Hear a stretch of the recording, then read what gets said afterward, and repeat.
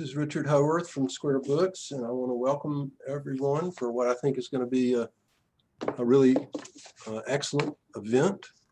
Two excellent writers discussing an excellent book, and I'll get to that in a moment. I'm going to make a couple of announcements. First of all, let me not fail to say, as I sometimes do at these things, that you can buy signed copies of this book we're discussing today. We have signed copies at the store. And also, if you want to ask questions during the event, please submit them by the chat mechanism, and toward the end of the program, we'll pick some of those up and take care of that. The program should last, between 30 and 40 minutes. Today, coming up soon in terms of our virtual events, on Tuesday, the author Ashley Poston will be here with her book, Among the Beasts and Briars. This is a book for teens. You may be surprised to hear, but we understand from Sammy is quite good. So if you know a teen, have a teen, you might let them know about that. That's Tuesday. Same time as this event. On Wednesday of next week, Rick Bragg, the Alabama writer and personality, what should I say, Tommy? I don't know. He's raconteur. A raconteur. And every time I'm in conversation with him, which I will be on Wednesday, he seems to want to kind of abuse me for some reason. I don't know what's going on there, but maybe it's because I abuse him back. He likes it. Anyway, he's got a new book out. He's a wonderful writer and a wonderful speaker called Where I Come From. But today we have Peter Geye with his new novel, Northernmost, is out there getting excellent reviews. He's the author of the previous novels, Safe from the Sea, The Lighthouse Road, and Wintering. You wouldn't be surprised with these titles that he's from Minnesota. He's a native of Minnesota, although he did get an MLA from the University of New Orleans. He teaches at the Loft there, the famous Loft in Minneapolis. And this book, Northernmost, is a family saga that takes place, it covers generations. The chapters alternate between 1897, 2017. And it's full of history, adventure, and it's just the kind of book you're going to read when it gets cooler this year, because you can be glad you're having winter here instead of where it is in this book. His work inspired William Kent Kruger to call Peter Geye the William Faulkner of the North Country, which is apt. He'll be hosted today by Tom Franklin. Many of you, if you're from here, know Tom. Lives here in Oxford, teaches at the University of Mississippi, author of a number of books, stories, Poachers, Crooked Letter, Hell at the Breach, excellent books. And like many writers, he teaches in an MFA program. I've noticed over the course of my career that there are some writers who get jobs at universities to support their writing, basically, and continue to write, but aren't really that interested in teaching. And some who sort of abandon their writing and become excellent teachers.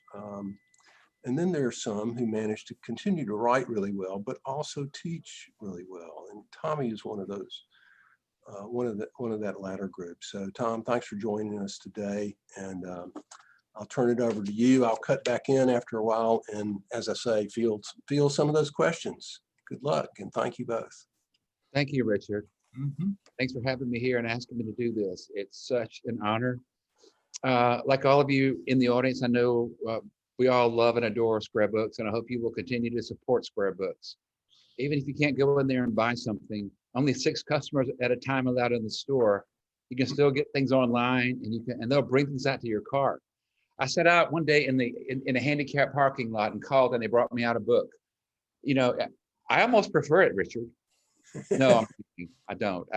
We want this to be over, but until it is, here we are. And tonight, I'm so pleased to have an amazing writer here with us, Peter Geye, as Richard said, from Minnesota. I've been a fan of his for a while, and I got an early look at this new book, Northernmost.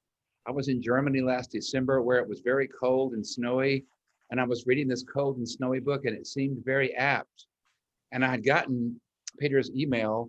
Well, we had met before, and I kept texting him, "This book's amazing. I'm loving it. Thank you so much for letting me read it." And so I'm really grateful for the novel and grateful to be here with him. So welcome to virtual Square Books, to virtual Mississippi. Thanks, Tom. That's so sweet. I must say, when you were sending me those little missives, it was, I mean, I won't overstate it. They were thrilling because I've been a fan of yours for as long as I've known to admire other writers. And you've been a big influence on me. So the honor here is all mine. You can believe it. And I'm really excited to talk to you as well. I want to, but you know, before we get started, I think the plan is I'm just going to read a couple pages and then we'll just jump into a conversation. Tom and I will. But I want to make sure I say a few thanks, including to Richard and Sammy and everyone at Square Books for hosting me. It's been a dream of mine for as long as I've been a published writer to get down to your store and be a guest there. And this isn't quite the same thing. I wish it was, but maybe next time around. And in the meantime, thanks for agreeing to do this and hosting this. I already mentioned. Thanks to Tom. Really is an honor to talk to you today. And anyone who's joining us, I mean, we're all learning how to do this new virtual world. We're getting better at it, I think. Hopefully I am too. But we'll do the best we can. And one of the things that's terrific about the new reality is that you can join from anywhere and watch it over and over again if you're so inclined. Not that anyone's going to be watching this over and over again, but it'll be out there and people can visit this conversation that wouldn't have otherwise had a chance to. I wish I could show you the outside here in Minneapolis. I was telling these guys before we got started that it snowed 8 inches yesterday and there's more snow in the forecast for tomorrow. So it's like the opposite of the 80 degrees that you all have down there. I even said y'all. I guess I'm trying to ingratiate myself or something. Yeah, so I'm just going to read a few pages from Northernmost, and then Tom and I are going to have a conversation. I won't give much of a preamble because I'm so looking forward to the conversation, but I will tell you that in this section that I'm going to read from, we're on a sealing boat in the far, far North Sea. Near an island called Spitsbergen, which is now called Svalbard. And the captain of this sealing boat has just come down to talk to his crew. And he's a sort of mysterious man that no one can quite get their hands on. But he wants to talk to his crew. And one of the crew members is the protagonist of the book, or one of the two protagonists, a guy named Ode Einer. And so here we go. "You," he said to me. I've been sitting there, studying his missing fingers, hoping to escape his attention. "Sir," I said. "You're from Hammerfest, yeah?" "I am, sir." "A fisherman, I was told." "You were told true?" "Why have you chosen to be here? Why are you not sitting on the Sorrow-Sunded hauling your nets?" He might as well have asked me to explain the stars and where they slept, for all I knew about how I'd ended up at that table. And my expression must have betrayed my ignorance. But he would not relent, and soon the others turned to me, all of them awaiting my answer.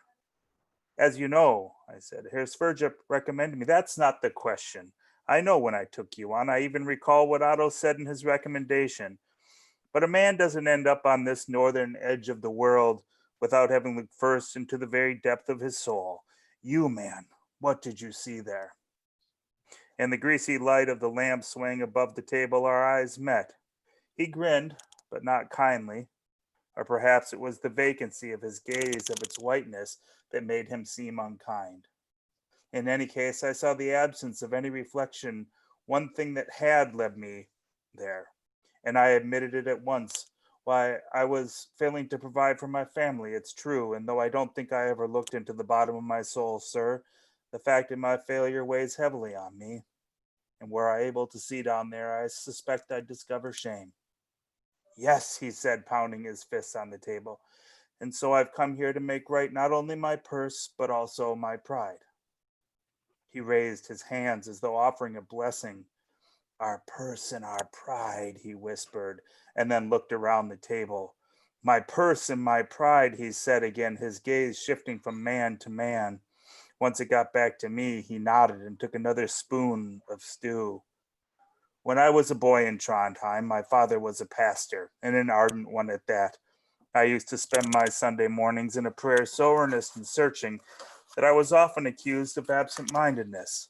To this day, I can still recall my urgent pleas. I wanted God to shine on me. I wanted to know that He loved me. I wanted to know that salvation would be my reward. Yet I never felt it. All my life, I prayed for the wisdom to understand. I prayed for the touch of God's love. He took the last bite from his bowl, ran his fingers around inside it, licked them clean, and then looked up into the lamplight with his snowy eyes. I prayed in churches and in taverns. I prayed in schools and in shipyards. I prayed in bunks on 20 different boats. And until that storm off Greenland coast, I prayed without answer. But there, during that 6-day storm, there I found my answer. Now he stepped to the porthole and cupped his hands around his eyes as he peered out into the darkness. Though we had found a fine lee from that storm, the Sindingstjerne still rocked. So did Sven's body. He stood at the window as if adjusting a load on his shoulders, then turned and pulled out his pipe.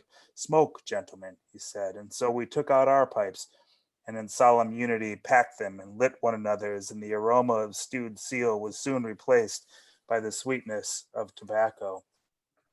Why have we made these seas our dwelling, gentlemen? Why have we chosen these flows of ice and snow, these temperatures and gales? Why have we ventured so far away from our fellow men? He drew a puff. Some of you have come here thinking you might leave your past behind, find respite from your conscience. Have you committed crimes and done misdeeds? Are you punishing yourself? Old Einar here is restocking his pride. He's making things right for his family again. What about you? And here he stabbed the tip of his pipe toward Mikkelsen and Andreasen and Hushoft 1, 2, 3. Whatever your reason, whatever your aim, let me tell you what I learned there in Greenland. He walked back to the table and stood above us. It was the fawn I saw in that storm. He bent at the waist so as to be closer to us all. The eternal snow, he whispered, smoke issuing from his mouth and his nostrils. It was the answer to my lifetime of prayers. So I'll end there. Thank you. Thank you for that. That's beautiful. Thanks, Tom. Yeah. Hey, Peter, it's Beth Ann. Hey, Beth Ann, how are you? Good. You know, I love your novels so much. Oh, it's so nice of you to drop in and so nice of you to say that. Yeah, I love it. I think I emailed you, but I thought your female character was so fabulous, so sensitive and nuanced, really. And I love the whole kind of sprawling epic, and the scenery was crazy. I loved it. Well, that's so kind. I'm blushing. I hope no one can tell. Thank you. Well, the book has an interesting structure. It is two parallel narratives, and they're related by how many generations? She's the great-great-great-granddaughter? 4 times great-granddaughter of the... 4 times. Yeah. I think I have that right. I have trouble keeping track of it myself. Yeah. I did the math earlier, but I think I did it badly. If you would just talk about how you came up with that structure for the book. Yeah. You know, for a long time, I've known that these two stories, these two generations of characters anyway, would be in conversation with each other. This book follows 2 others, which also chronicle the lives of this family. And I knew that getting to the end of the generations that I knew about, at least, that the last would be in conversation with the first, and that somehow those lives and those generations were going to have to come together. I didn't know how at first. In fact, when I sold the book, I did it on the basis of the first 75 pages, and my editor said he thought it would be irresponsible if he didn't at least ask me if I had a plan. And I assured him that not only did I have a plan, but I was confident and ready to go with it. But I had no such idea. I mean, I had no idea how I was going to tie them together. I don't know if I've ever told him that, but I guess it doesn't matter now. But my idea was that through all these years and through the generations of the family that existed between the two of them, that they would sort of find their way back to each other, and that the lives of Ode Einer and his wife Inger and their daughter Thea, who is a young woman when she comes to Minnesota, also in the 1890s, that the current generation, she would find something in the discovery of them, that her life will be made larger as a consequence of knowing about them, and that their lives would so seem larger for that very same reason. And I mean, I've never been a straight ahead linear sort of storyteller, or much interested. I mean, I love plenty of stories that are linear, but I like the story that wanders around and that circles back on itself, and sometimes seems mysterious in its telling. I think that for the most part, that's how life is. We wander around in circles looking to close that loop somehow. And that's what I wanted Greta, the contemporary woman that Beth Ann just mentioned, is doing. And so I just started writing their stories and playing with the ways that they would come to each other, and ended up with this this solution that the story that Ode Einer lives through, what happens is he's stranded on Spitsbergen, and left for dead. In fact, at the opening of the book, he returns to his own funeral. But that his story would live on in a kind of folk-hearted or folktale sort of way, and that she would then discover that story, and that's in fact what happens. And the idea, of course, is that by their proximity, each of the stories is made, hopefully anyway, more interesting and more elegant and more meaningful, like I said, as a consequence of their being in conversation with each other.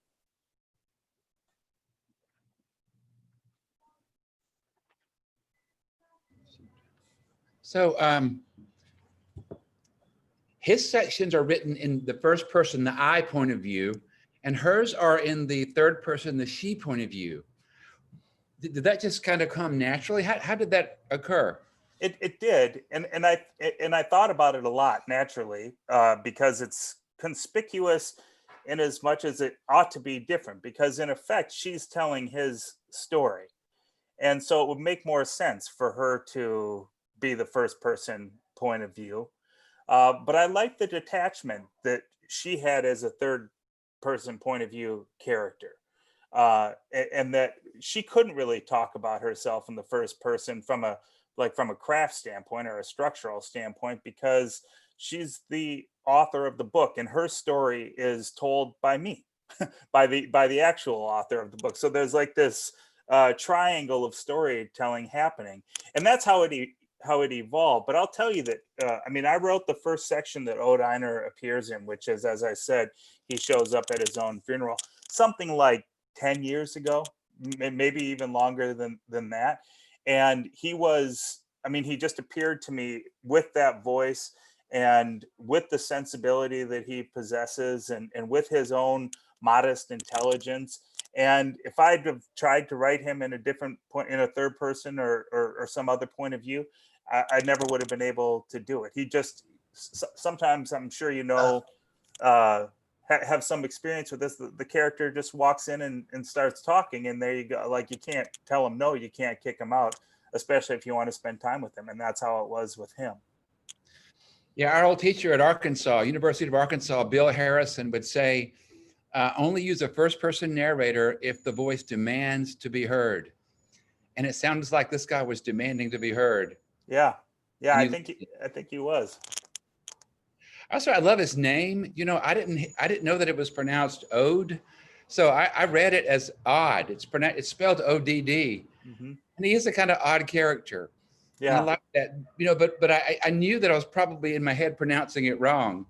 But you know, you actually weren't. I think in Norwegian, in Norway, the name would be pronounced either way. And I've heard it pronounced both ways. I had a Norwegian friend whose name was Ode, which is how how I settled on that name, not because it had some sort of suggestiveness, although I think you're right. I think there is something a little bit odd about this man. Certainly some of the choices that he makes would fall into that category. But I think it goes either way. Yeah. Well, I have another question for you. Listen, for Raiders in the South, can you tell us about the Minnesota landscape you've written about in this book? How big and frightful is Lake Superior? Yeah. I mean, you turn right when you get to the Mississippi and come on up here, and you can find out. Most of my books have taken place on what we affectionately call the North Shore of Lake Superior. So between Duluth, Minnesota, and the Canadian border, there's about what is it? It must be about 140 miles of Lake Superior shoreline, and it's just beautiful country. I mean, beautiful beyond description, despite the fact that I've spent 10 years now trying to describe it. It's mostly wilderness. It's all but deserted. There's several national and state forests that dot the way, and it's a really dramatic landscape. Lots of cliffs and hills and shadows in those hills. And I must say that when I decided to write about it, back when I was writing my first book, a book called Saved from the Sea, it was the only thing I knew about the story. And it was, I mean, I chose it because I love it and I've been going there from the time I was a kid. But it had in common with it certain qualities, at least in my imagination, that so much of the landscape in Southern literature has. And I really cut my teeth on Southern literature. That, like, those are the books that influenced me so much. Faulkner and William Geye and Tom Franklin, for example. And I just fell in love with that landscape and thought, well, I want to do for the North Shore what those writers have done for the South, which is capture the essence of it and capture the peculiarness of it and the shadows and the weather and the way all those things work together to create atmosphere. And it's been kind of a lifelong project for me. I mean, at least as long as I've been writing project for me. I mean, I can't not write about it. I mean, every book is set there. And it's amazing. Lake Superior is an amazing body of water. And Duluth is the biggest city on it. And Duluth is a city of 80,000 or 90,000 people. It's enormous. And it's because of that enormity, it's because of how cold it is, it's because of how remote it is that I'm drawn to write about it. And it really is, it's it's bottomless in what it has to offer a writer, because it's all of those things. The storms that come off of that lake, there are times I've been standing on the shore when there's 15-foot waves crashing up onto the rocks and spray going as high as the lighthouse at Split Rock, which is 150 feet up above the water. I mean, it's incredible. Whoa, it's beautiful thinking about it. Yeah. Come on up sometime, and I'll take you up there. I would. Do you ever go ice fishing? I don't ice fish much. I don't have much time to do fishing of any sort. But sure, I'm from Minnesota, man. You think I haven't been ice fishing before? I'm just wondering. All right, but so even more than extreme than that terrain is the terrain that your character Odd is forced in. So I mean, why would you do that to him? That's a terrible thing you've done to that character. Well, I mean, one of the things that's true is that the landscape of northern Minnesota, the landscape that I've just described, it actually has quite a lot in common with the landscape that I've written about in Norway and in the Arctic. The water's freezing, it's cold, snowy, windy, stormy, all of those things. And I don't think it's a coincidence that a lot of the people that came from that part of the world to America ended up in places like the North Shore of Minnesota. There are so many connections, sort of, if you're tracking immigrants, for sure, but also just the nature of the place. They made their living the same way. They raised their families the same way. They went to the same churches. And so there's that real connection. But one of the things that's true also is that for as long as I've been reading, and this, I mean, even before I started reading novels, I was curious about the polar explorers. And for as long as I've been writing, I've been wanting to write something. Didn't necessarily want to fictionalize an Arctic, a run for the North Pole or something, but I wanted to write about that landscape because it has, just sort of beguiled me and inspired me for as long as it has. And I think it's beautiful. And what's also true is that in the time of Northernmost, in the time of that old storyline, those explorers, people like Fridtjof Nansen, were the celebrities of the age. They were the most famous people on Earth, and that kind of celebrity and the allure of that seemed to me a really interesting sort of counterpoint to the way we live now, where if you're really paying attention, you might hear about a polar expedition, but it's like old hat. And so this goes back to before anyone had even made it to the pole. And I wanted to write about that, and I wanted to write about that landscape. And I was lucky enough to go and visit. And let me tell you that all the powers of my imagination couldn't have prepared me for how beautiful it was, and how strange and how just vast and enormous that island is, Spitsbergen. The time that I spent there is the most memorable of my life. I actually have a lot more questions, but I think I don't want to be selfish. I do want to, we'll open it up to other questions. I'm sure they've come in, but I want to say one thing. Do you realize that you have had you're the only writer that I know who's also had editors who've edited Cormac McCarthy and William Gay both? Yeah. Yeah. With Greg Michelson and Gary Fiskett, John. So you well and luckily edited.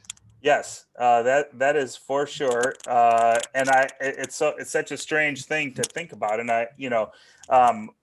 Greg is a phenomenal editor and a terrific friend of mine, and I'm so grateful that he published my first couple of books and taught me so much about how to do this. I mean, I have an MFA and a PhD, and Greg Michelson taught me more than either one of those degrees will. That's for sure.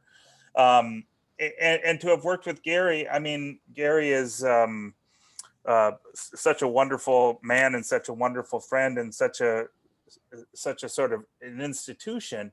But and I was worried about that. I was worried about how just some dweeb from Minnesota, why he would want to work with me, why he would want to edit these books. But I'll tell you that despite the fact that he's edited people like Cormac McCarthy, who's another one of my idols, and so many other writers that I admire, Ken Harif and Richard Russo and Donna Tartt, and you can just go down the list of, who's who in American letters, and Gary's often worked with them. He always treated me like a friend first, but also like there was no question that I was, that he loved my books, and that he thought of them in the same way as he thought about those other books, which to me has been, quite a validation. Absolutely. Yeah. And I would say a worthy comparison. I mean, I think that you're in good company, and you're there for a reason. So that's nice of you keep to say. doing these books. That's nice of you to say. Absolutely. Yeah. Tommy, I'm back on. Can you hear me? Yes, thank you, Richard. Yeah, I can't get my picture to come back on, which might be, it says start my video. There he is. Here I am. Okay. It was better before, Richard. It was better before. Well, I came in just when you were talking about Gary. That was a good conversation. It's kind of something that I wanted to ask you about. I know from having known so many of his writers and known him for so many years, that I don't think he's ever worked on any book with anything less than utter devotion. Yeah, I think that's a fair assessment. And it's such a beautiful thing to watch him work and to listen to him talk about what he does. I mean, it's a singular experience in my life to have, to receive a manuscript back from him with a kind of care and attention and a seriousness that I can't even find words for. It's like he's read every sentence 10 times and worked it inside out 5 times. And he does that for every sentence in the book. even if it's just hello, he said, that's a sentence worth being edited. And it's pretty remarkable. I mentioned how much Greg Michelson taught me as a writer, and certainly Gary taught me just as much. And I'm very fortunate, very lucky. And I know Richard, Gary and I have become really close friends over the years, and he talks about you as certainly as one of his best friends. So I know that's a long standing friendship and relationship that you guys have. It is, and a valuable one, just in terms of having received that sort of attention and care as a friend. It's kind of pretty remarkable.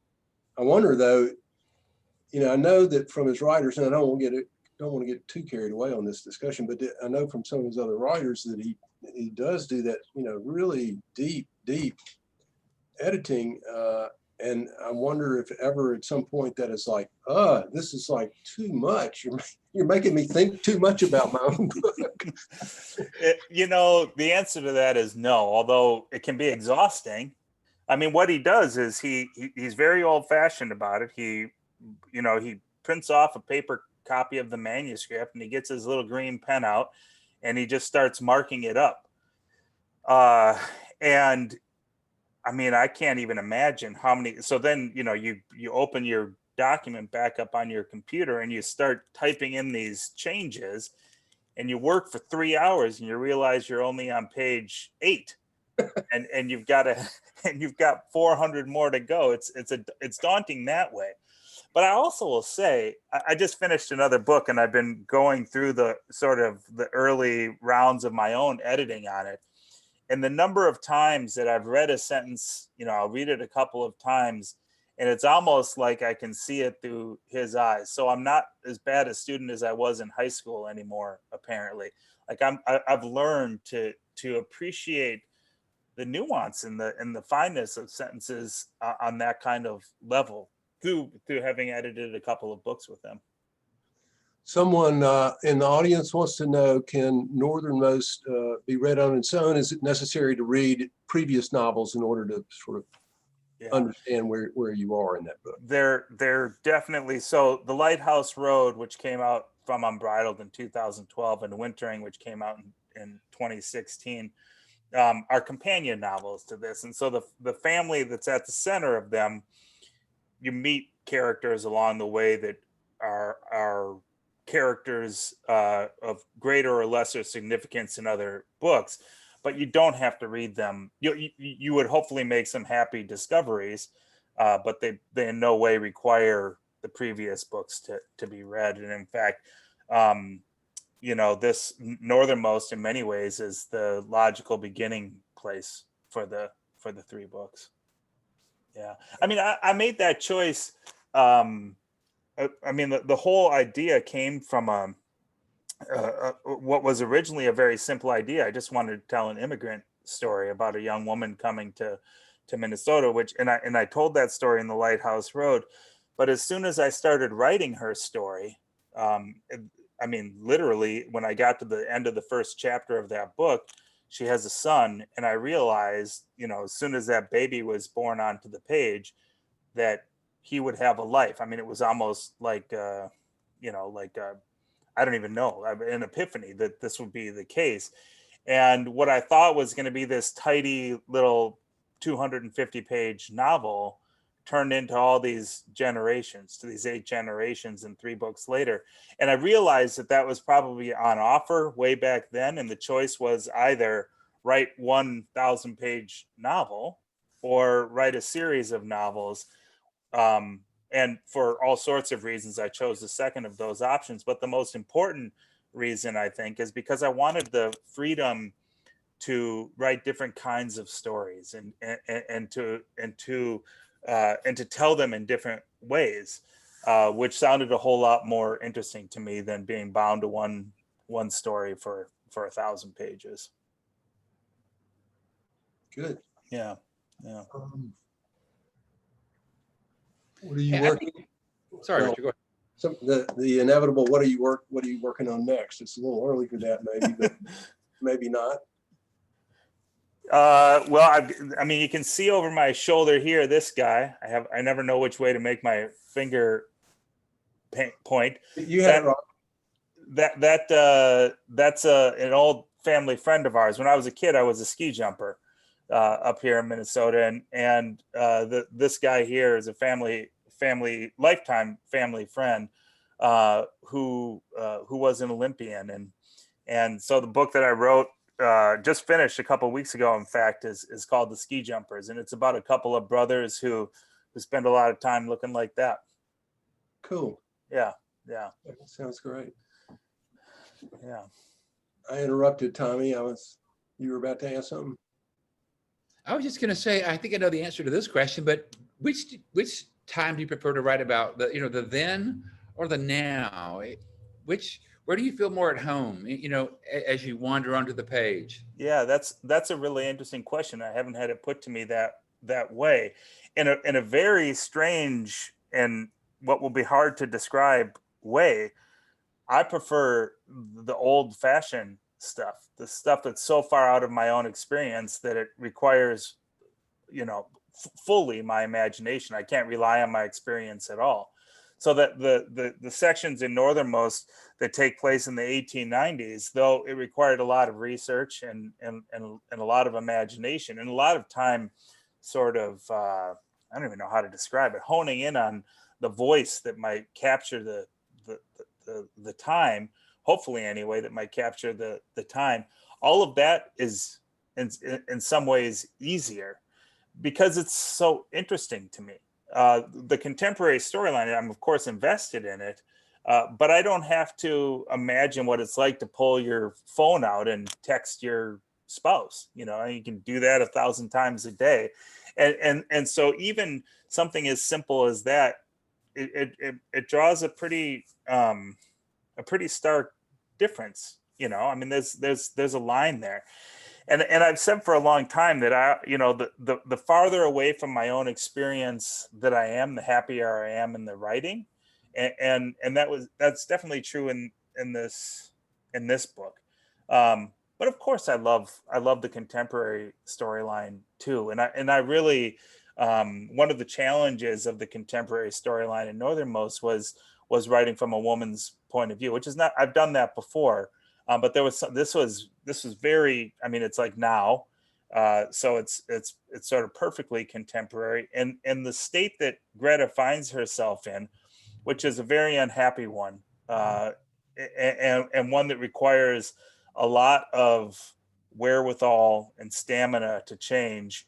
I love the challenge of that. I love seeing her through the evolution of her life that she has in these pages. That's great. Yeah. Hey, Richard, I have a question for you. Okay. You should have Peter and Silas House together and do their books, Northernmost and Southernmost. Mm-hmm. Well, I was just thinking I was going to ask Peter, when he gets tired of the cold north, it's still, there's still land available in Yoknapatawpha. You can come down here and stake a claim. We'd love to have you covering Mississippi. I know, so many people, the American migration into that part of the country came from so many Scandinavian countries, and that culture has got to be appreciating this literature that you're giving them. I hope they are. I'm sure. Well, yeah, I hope they are too. I mean, I'm very lucky to live in a place. Minnesota is and I mean, the whole of the state, but Minneapolis especially is phenomenal literary center. I mean, there are so many writers here, and so many terrific bookstores and publishers and MFA programs and everything else, and a community that supports every component of it. I'm incredibly lucky, and I think it's not only true that I'm lucky, but super inspired by it. I mean, it's Tom and I were talking, just as one example, about a friend of his who lives here now, who lives in St. Paul, John Reiminger, who's a phenomenal writer. And it's having people like that. And the list is too long to go down, but Louise Erdrich is practically a neighbor of mine, and Marlon James spends a bunch of time here, and and Faye Sullivan lives here, and Leif Enger lives up in Duluth. And I mean, it's just you just go down the list of phenomenal writers, and it's embarrassing how many there are here. But it's also just an inspiration. I mean, you don't want to write shitty books and try to publish them in these parts because there's no room for them. There's no room at all for them. So we're very lucky that way. And it's a big part of my project, to be perfectly honest with you, Richard. I like bringing that part of the world that I talked about, the North Shore, to life. It was a conscious and very deliberate choice to write about a part of the world that there aren't a ton of books about, and that I could, plant my flag and hopefully share it with people. And it's one of the reasons that it's such a great treat to be talking to you all today. Tell us quickly about the Loft, and then Tommy, I'm going to let you have one more, and we'll close it. Yeah. So the Loft is the Loft Literary Center. It's been around since the 70s. It's a huge part of the community here, and it has several functions. They host a couple of annual festivals that are terrific and enormously fun. There's a huge education program. It's like a community education center for writers. And I've been teaching there for about 10 years, and including the last 5 in their sort of flagship academic program, which is a year-long novel writing project. So we've had 60 students come in and out of that. Most of them adults. I'm often the youngest person in the room, which at 50 is saying something. But they're it's an incredible resource and an incredible gathering place. I mean, it's sort of like it's right in downtown Minneapolis, so it's in ways literal and figurative. It's sort of the center of the literary community here, and I'm lucky to be a part of it and lucky to have it too. I took writing classes there when I was 22, 23, 24 years old. Yeah. Okay, Tom. Yeah, just one more question. Peter, does this novel feel different to you? I've had books and one felt different in a certain way. I wonder if this one feels to you different somehow. That too is an interesting question, and it does. And I'd be hard pressed to say why, but I can admit a few things about it. It's my favorite of my books, and I think it's at least by my own standards and estimation, it's the best of my books, because it takes the most risks, and because it explores, I think, again, literally and figuratively, a little more geography than my other books do. And for those reasons, I think that those things are true. It's also the most personal of my books. Like I've never written about myself, and I wouldn't say that I've written about myself in this book either, but I went through some similar experiences as Greta around the time that I was writing it. And so there was something, what's the word?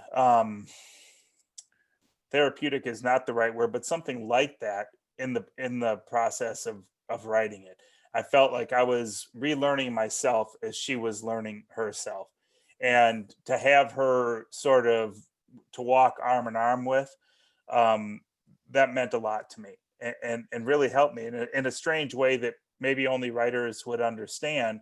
But she was teaching me how to be brave and how to be thoughtful and how to be considerate of other people, and but also how to stand up for herself, and all those qualities seemed like natural and organic to her, but also like we were sharing them or something. And that was different. I've of course loved other characters of mine that I've written, and have had a hard time saying goodbye to many of them. And never has that been as true as it was with these 2 characters. And I think those are some of the reasons why. So in those ways, it does seem a little bit different. And I think I like it a little better for it. If I'm allowed to say that, my other books over here, I hope they can't hear. And Thank it's not saying to any of us not to read those other books. Sorry, Richard, go ahead. No, I was just going to close out. But what were you going to say, Tommy? Oh, just they should still read those other books. That's Yeah. Well, Okay, well, both of you guys, thank you for just an excellent conversation, a lot of fun. And Peter, thank you for a terrific book. And yeah, thank you. and remind y'all, those of you who are able to join us, let your friends know about this book, and we've got signed copies at Square Books. Stay well, everyone, and good night. Thanks very much, gentlemen.